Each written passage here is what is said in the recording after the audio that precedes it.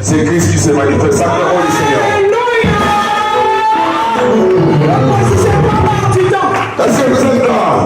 Alléluia. Que nous puissions nous tenir tous debout par respect. Alléluia. À un moment donné, il faut éviter les habitudes. Alléluia. Même les enfants, veuillez vous tenir debout, s'il vous plaît. Gloire au Père. Nous recevons l'homme du temps. Ainsi soit-il. L'homme du temps. L'aigle du temps. Alléluia. L'aigle du temps. Ainsi soit-il. C'est lui qui a le seul. Alléluia. C'est lui qui porte la cruche pour révéler le Mashiach qui se cache en toi. Alléluia. Nous poussons des cris de joie. Nous ne recevons pas comme tous les jours. Nous ne recevons pas comme tous les jours. Nous sommes des cris de joie. Nous sommes des cris de joie. Nous sommes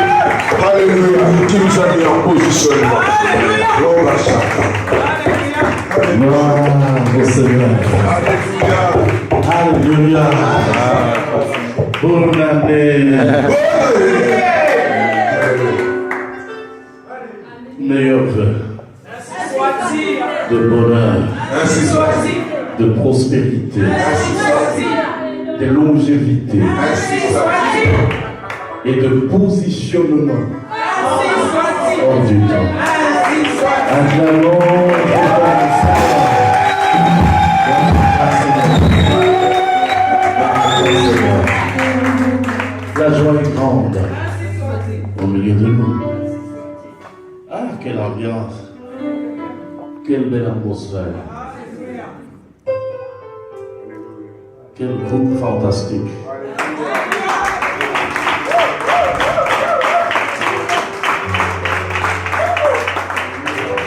Il faut penser à des grandes choses maintenant. On peut faire sortir notre album, non? N'est-ce pas? Notre album là, ça sort. Là où les gens vont entendre des sons, des mystères à l'intérieur.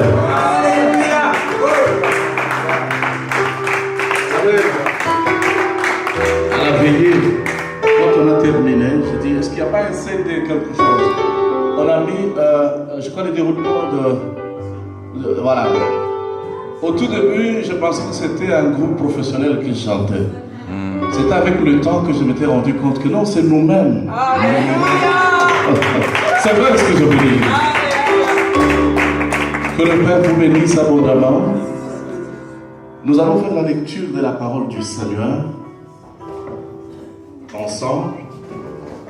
Et puis nous allons partager pendant juste un petit moment, un temps vraiment très très bien béni. Alors, est-ce que le Seigneur vous bénisse abondamment? Alléluia. Gloire au Père. Gloire au Seigneur. Alors je vous invite à prendre le livre de Genèse, au chapitre 6. Nous lirons à partir du premier verset calmement. Suivez ces choses aujourd'hui. Vous êtes là? Genèse, chapitre 6. Nous lisons à partir du premier verset. Écoutez la parole par la sœur Maggie. Lorsque les hommes eurent commencé à se multiplier sur la face de la terre, et que des filles leur furent nées, les fils du Père virent que les filles des hommes étaient belles, et ils en prirent pour femmes parmi toutes celles qu'ils choisirent. Alors l'Éternel dit, « Mon esprit ne restera pas à toujours dans l'homme, car l'homme n'est que chair, et ses jours seront de 120 ans. » Les géants étaient sur la terre en ces temps-là. Il en fut de même après que les fils du Père furent venus vers les filles des hommes et qu'elle leur eut donné des enfants. Ce sont ces héros qui furent fameux dans l'Antiquité. L'Éternel vit que la méchanceté des hommes était grande sur la terre et que toutes les pensées de leur cœur se portaient chaque jour uniquement vers le mal. L'Éternel se repentit d'avoir fait l'homme sur la terre et il fut affligé en son cœur. Et l'Éternel dit, « J'exterminerai de la face de la terre l'homme que j'ai créé, depuis l'homme jusqu'au bétail, aux reptiles et aux oiseaux du ciel, car je me répands de les avoir faits. » Mais Noé trouva grâce aux yeux de l'Éternel. Voici la postérité de Noé. Noé était un homme juste et intègre dans son temps.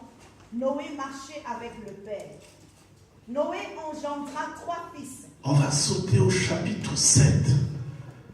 Le reste du paracha, on va le faire à la maison. On prend le chapitre 7. Nous lisons à partir du premier verset. On va toujours survoler. Et si vous ne maîtrisez pas le texte, il vous sera peut-être difficile de comprendre le message. Donc le chapitre 7, à partir du premier verset, on va sauter quand même. Lisons la parole. L'Éternel dit à Noé, « Entre dans l'arche, toi et toute ta maison, car je t'ai vu juste devant moi parmi cette génération.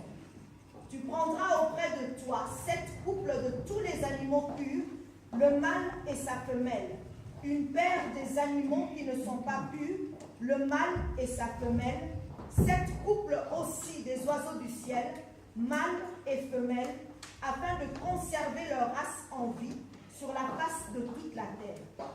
Car encore 7 jours, et je ferai pleuvoir sur la terre 40 jours et 40 nuits, et j'exterminerai de la face de la terre tous les êtres que j'ai faits. Noé exécuta tout ce que l'Éternel lui avait ordonné. Noé avait 600 ans, lorsque le déluge d'eau fut sur la terre. Et Noé entra dans l'arche avec ses fils, sa femme et les femmes de ses fils, pour échapper aux eaux du déluge. D'entre les animaux purs et les animaux qui ne sont pas purs, les oiseaux et tout ce qui se meut sur la terre, il entra dans l'arche auprès de Noé, 2 à 2, un mâle et une femelle, comme le Père l'avait ordonné à Noé. 7 jours après, les eaux du déluge furent sur la terre.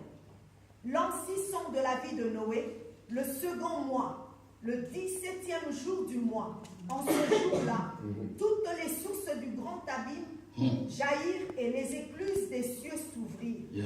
Souligne là-bas sur le verset 11. 7, 11. Oui. La pluie tomba sur la terre 40 jours et 40 nuits.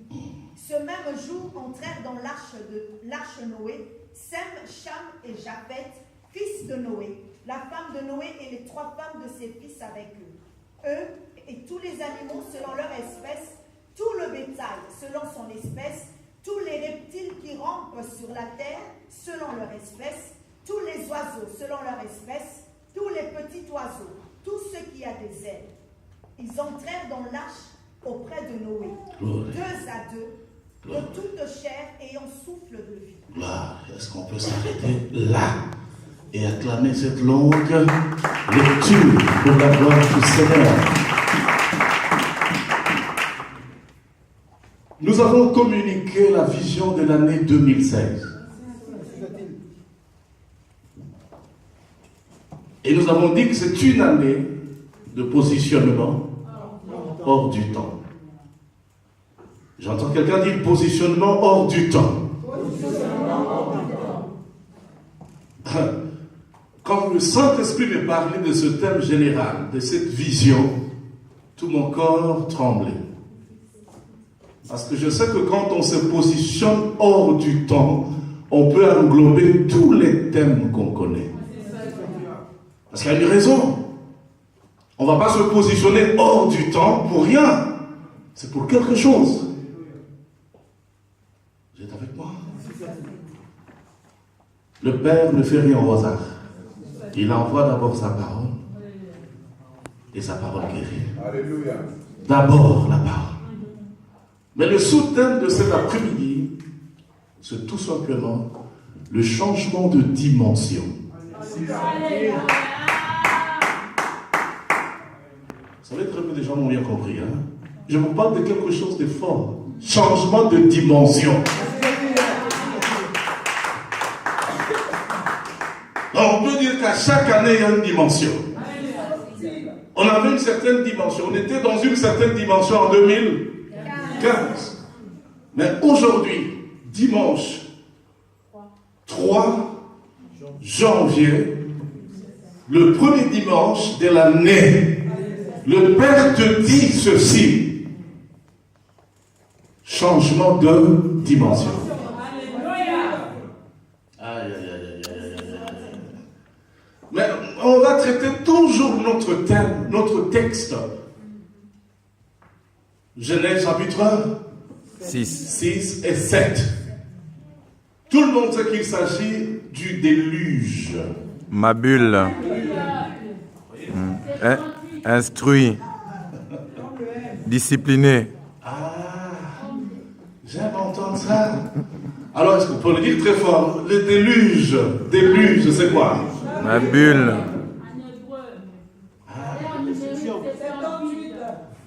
Alors, du déluge, c'est le 78. Et la même valeur que les mêmes des pains. Ah bon? Je crois que vous êtes en train de somnoler les frères. Vous étiez là alors, c'est bien, ça me permet d'avancer alors. Voilà, au Père, ma quoi? C'est le quoi? Le déluge? Ma bulle. Ma bulle. Ok. Bon, avant de faire la révision, parce que vous m'avez poussé à avancer, ça. Donc, je vais vous parler de l'arche en question. Parce que vous me parlez de ma bulle ou ma boule, c'est-à-dire discipliné, instruit. Donc, je vous amène maintenant sur l'arche. Alléluia. Initié, Anak. instruit. Maintenant, écrivez l'arche. Vous avez fait preuve de votre... Vous manifestez que vous êtes en 2016. La jeune fille. Donc, écrivez arche. Voilà. Je vais vous parler sur l'arche dans une dimension bien aimée qui va éclairer votre intelligence. Ainsi soit-il.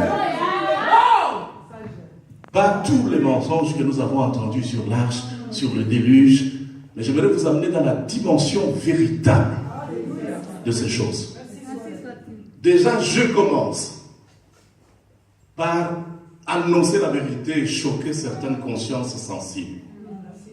Le déluge tel que nous l'entendons et l'histoire telle que nous la trouvons dans la Bible, ce n'est pas une histoire qui a existé. Aucune preuve archéologique. Ça a existé. Toute la J'ai Bible. pitié de tous les gens qui sont dans des légendes qui sont dans les fables, qui sont dans des paraboles, qui ignorent que quand les prophètes parlent, ils parlent en parabole. Ainsi soit-il. Pourquoi leur parles-tu en parabole? Parce qu'on vous dit par exemple que quand il y a eu les déluges, allez, toute la terre était submergée dans l'eau. Historiquement. Ah bon? Ah bon? Toute la terre? Même l'Afrique? Atlantide.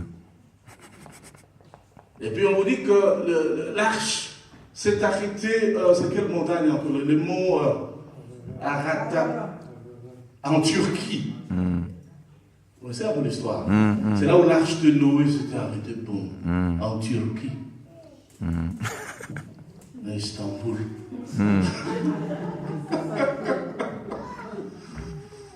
En fait, la gloire du Père est de cacher les choses.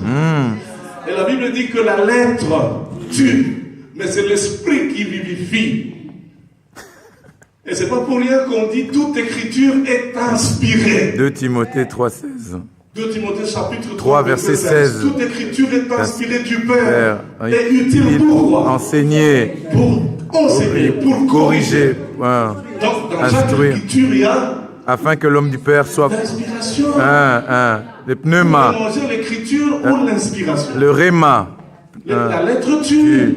logos, les lions tuent. La même histoire ici du déluge, vous la retrouvez dans la culture acadienne. Acadienne, alléluia, Sargon d'Akkad, Mais les textes les plus anciens, vous les retrouvez dans la culture Sumérienne, sumérienne. alléluia, EL, 1. Avant que la Torah, avant que la Bible soit écrite, il y a le texte sumérien qui parle du déluge. Vous savez, on est arrivé à un moment où il faut qu'il y ait des vrais prédicateurs Ainsi soit-il. qui peuvent se tenir même devant les savants et qui expliquent la Bible non pas selon l'histoire, mais selon la révélation. Réma, Parce que l'histoire que les gens enseignent dans les églises, je vous dis sincèrement, vous vous tenez devant les savants, les spécialistes, vous n'avez rien à prouver. vous avez l'air d'un abruti. Il a dit quoi le Seigneur? Je vous parle sur des exemples Terrestre. Quand il a dit, pour ce qui est l'autre là, Nicodème, il dit, dois-je retourner encore dans le ventre de ma mère? Parce qu'on lui a dit, pour entrer dans le royaume, il faut naître. naître de nouveau. Vous voyez le langage qu'il a utilisé? Pour Nicodème, naître de nouveau, c'est chercher encore maman. On a dit que je ne vais pas rentrer pour sortir. Maternité Erasme. C'est comme ça que beaucoup de gens comprennent la Bible. Il y a des exemples terrestres, mais ces exemples cachent le mystère. Alléluia, le soude. Et pour mieux comprendre ce mystère, il faut aller dans la langue d'origine. Origine, l'hébreu. C'est dans cette langue, d'ailleurs l'hébreu ancien n'est pas très loin des anciennes langues telles que le médou. Néter, come on. Vous voyez? Il y a aussi l'araméen. Bien. Voilà, c'est un peu l'arabe. C'est pourquoi ces gens-là ne changent pas leur langue. C'est vrai ça? Mais les Français sont proches de quoi? Du latin. C'est du latin. Et le latin lui-même. Du grec. On parle de la civilisation gréco-romaine. Et par la civilisation gréco-romaine, permettez cette introduction, ça me traverse l'esprit. Par cette civilisation, où le masculin est beaucoup vénéré, on peut dire, Machiste. les gens ont même oublié que quand on parle du Saint-Esprit dans la langue d'origine, en hébreu, Ruach, Akadosh, Féminin. c'est au féminin. Donc si on pouvait ajouter l'article là-bas, c'est pas le Saint-Esprit. En grec, pneuma, la pneuma. Même en grec d'ailleurs. C'est en latin où on dit, comment on dit? Le. Spirit. Spiritus. En latin. Spiritus. Mais en grec, on dit pneuma. La pneuma. La pneuma n'est pas au singulier. Vous Ah, ne voyez pas que ça donne bien, non? alléluia. Le Père, la Mère, Mère et le Fils. Oh, la triade. Ah. On va bien brosser le cerveau de... Osiris, Isis et Horus. Et c'est le principe qui reste comme ça. Mais on va y revenir. Alléluia. C'est très bon. J'aime la langue d'origine. Dites avec moi arche. Arche. Alors, quand on parle de l'arche, ça vous évoque quoi? Les chrétiens, quand on parle de l'arche, un bateau. C'est ce que la Bible c'est exactement ça. Un bateau. Et on appelle le bateau arche. C'est ça le problème. C'est faux. Archi faux. C'est pas un bateau. Le problème des gens, c'est que parce qu'on parle du début, la pluie, c'est qu'ils étaient dans MSC.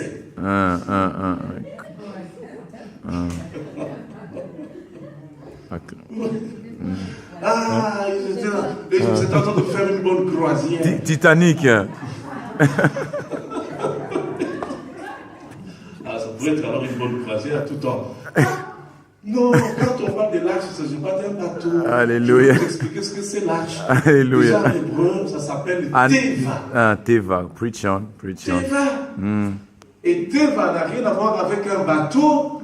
Teva signifie tout simplement une boîte. C'est une boîte. Vous êtes avec moi? C'est une boîte. Ça, c'est la première signification. Je vous donnerai la deuxième. Mais la première, c'est une boîte.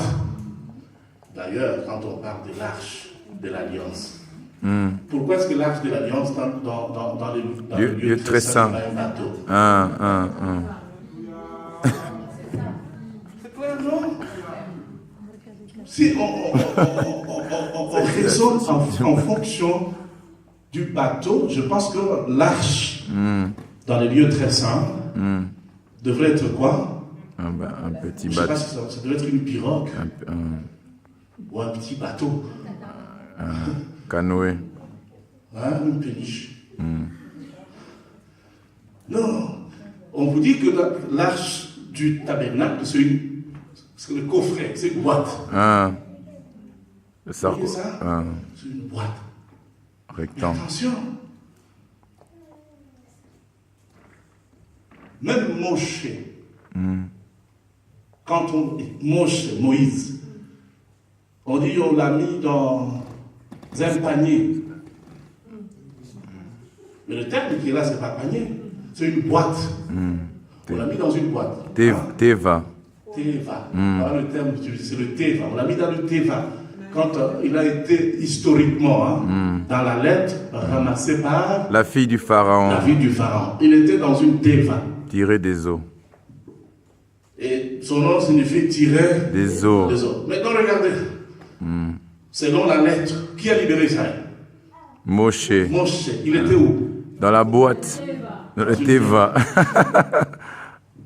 Regardez, qui a sauvé sa famille? Joseph. Noé. Noé. Il était où? Dans une boîte. Dans une Teva. L'arche. Les géants. C'est là où il était. Les géants. Waouh. Et attention, cette boîte ne devrait pas être construite selon les pensées de Noah. Noah. Enoch. C'est pas Noah qui allait se lever et dire je vais faire une boîte. Non.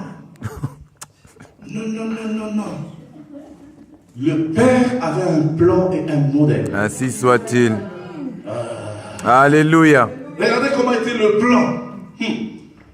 Tu construiras une Teva, c'est-à-dire une arche.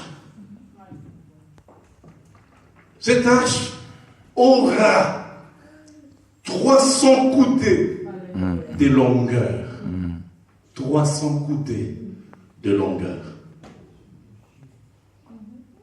50 coudées de largeur. Noun. Et 30 coudées. La Mède. La Mède. Aïe, aïe, aïe. Si même la Mède. Oh Père, je t'aime. I love you. Donc, 300 coudées de longueur. 50 coudées de largeur. et 30 coudées de hauteur. de hauteur. Voilà l'arche. Vous avez vu l'arche? Vous maintenant, essayez de totaliser le tout, ça vous donne quel 380. 380. C'est ça, hein, quand on calcule. 300 plus 50 plus 30 nous donne 380. Ah, Mais c'est un mystère, alléluia. le 380.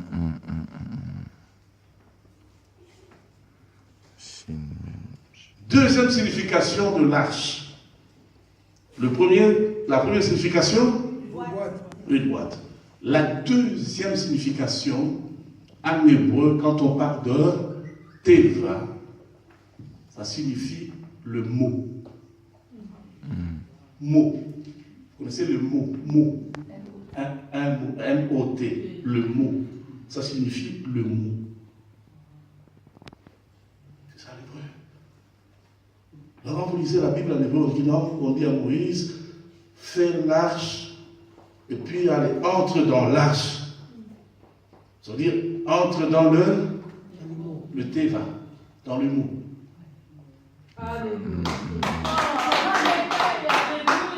Le verbe. Quelqu'un se réveille? Ah, le verbe. Vous êtes avec moi? Entre dans le mot. Le mot vient d'où? De la bouche. De la bouche. La langue. Hein. Quand on parle. Alléluia, vous m'entendez? Le mot vient de la bouche. Hein?